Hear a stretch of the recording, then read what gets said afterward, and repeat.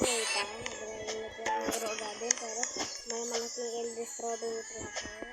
Tignan mo. At yun o, ang laki o. Sheesh, panis ka kakain. Pero mag-akit ko na dito ng binta kasi magbibigay na ng 5 minutes o 5 minuto.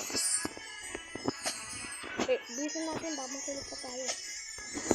Yeah. Yeah. Ayun o. Ayun o. Ito mo. Ayan garden ko. Nasa pinakatabi. Ganda ba garden ko? Mag-like and subscribe mo na kayo guys. Or mag-like. Mag-pindot mo para para maraming na akong subscribers. Ay, nako. Nahulog ako. Okay, tumawa. Pero, andito muna ako sa beanstalk. Ay!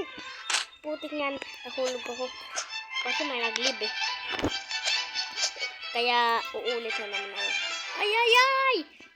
May naglib na naman ng putik. Pero, okay lang yan mga guys. Lang.